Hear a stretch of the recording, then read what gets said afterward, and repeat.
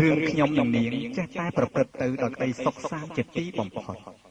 រាត្រីនេះនាងសន្យាថាមកជួបនឹងខ្ញុំនៅក្រោមដើមដូងទី10នាមាត់ស្ទឹងសង្កែនេះព្រះសូរិយារៀបនឹងរលត់រស្មីទៅហើយរីឯវងរីកំពុងតែជ្រួលច្របល់យំត្រហឹងហើរលាស្ទឹងសម្ដៅរកត្រនំនៅសល់តែខ្ញុំម្នាក់ឯងដែលនៅឈរចាំកំដររាត្រីនេះមាត់ស្ទឹងសង្កែរាត្រីកាន់តែរំកើមកជ្រៅណាស់ទៅហើយតែនាងនៅតែមិនឃើញមកជួបនឹងខ្ញុំសោះឬមួយក៏នាងភ្លេចសន្យានឹងខ្ញុំមើលស្ទឹងសង្កែមើលខ្សែទឹករុកខាងវត្តទីនឹងចំណោតមួយឈ្មោះដាំទឹកជុំនុនរីយំត្រហឹងលាស្ទឹងកវៃ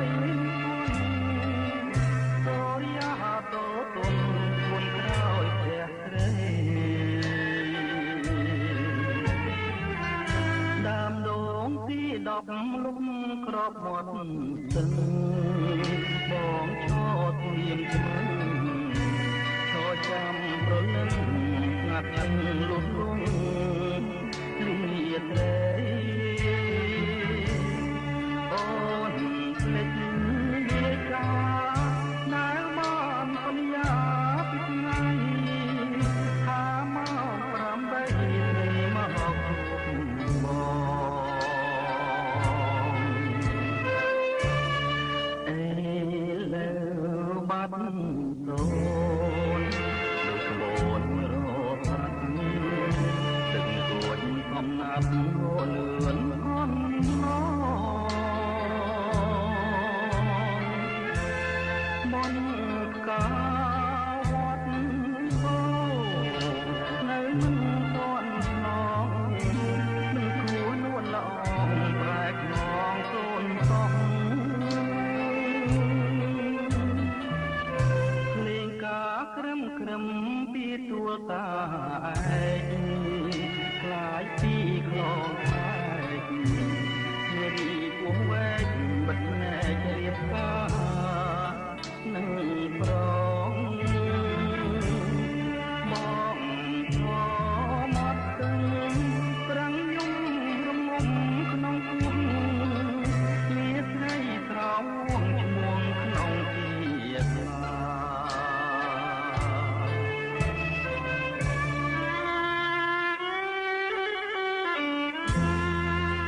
ថាទឹកស្ទឹងសង្កែចុះដែលធ្លាប់តែហូរគួចលឿនចុះឥឡូវចិត្តអូនបដូរផ្លាស់លឿនជាងទឹកស្ទឹងសង្កែទៅទៀតណាហើយចុះបើអូនសាងឈ្មោះជួសនារីពោះវែងទៅហើយនោះចាត់ទុកថានេះជាព្រំលិខិតកម្រិតឲ្យយើងជួបគ្នាបានតែត្រឹមនេះចុះ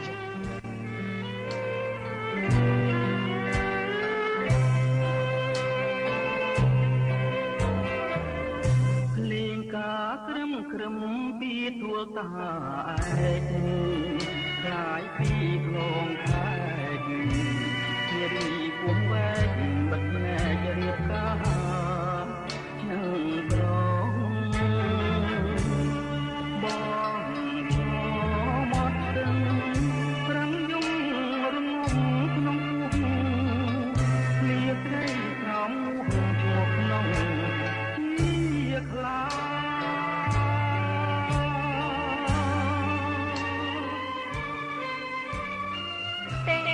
បងពិតជាយល់ច្រឡំមកលើរឿងអូនតាមពិតអូននៅតែស្មោះចំពោះបងអូននៅតែស្រឡាញ់បងជានិច្ចស្រឡាញ់បងតែម្នាក់ដើម្បីបញ្ចប់ការធន់ចិត្តរវាងស្នេហ៍អូននិងថ្លៃដើម្បីបញ្ចប់នៅរបួសដួងចិត្តបងឲ្យផុតពីក្តីឈឺចាប់ដើម្បីបញ្ចប់អនុស្សាវរីយ៍នៃយើងទាំងពីរដើម្បីបញ្ចប់ក្តីស្មោះដើម្បីបញ្ចប់ពាក្យស្បត់ស្បាយដើម្បីបញ្ចប់ឈ្មោះកាកៃក្នុងភាពខ្មៅអបព្រៃនៃជីវិតឲ្យមានឈ្មោះថ្មីជាទាលស្រីវិញនោះអូនក៏បានបញ្ចប់ជីវិតអូនដែរចំពោះអត្តឃាតនេះសូមបងកុំស្ដាប់កុំយកកុំជេរកុំបន្ទោសស្រីអភ័យទោសផងធ្វើមកនេះជាវាសនាដ៏អាក្រក់របស់អូនទេព្រោះមានតែធ្វើដូច្នេះទេដែលអូនសង្ឃឹមថា អូននឹងអាចរក្សាចិត្តបរិសុទ្ធជូនដល់ប្រុសម្នាក់ដែលមានចិត្តឆ្មោះចំពោះសង្សារអាចឲ្យជីវិតអូនរួចផុតពីក្តីសោកស្ដាយចំពោះរូបបងបានអូនសែនស្ដាយណាស់ស្ដាយដោយមិនបានរួមរស់ក្បែរបងដោយក្តីប្រាថ្នា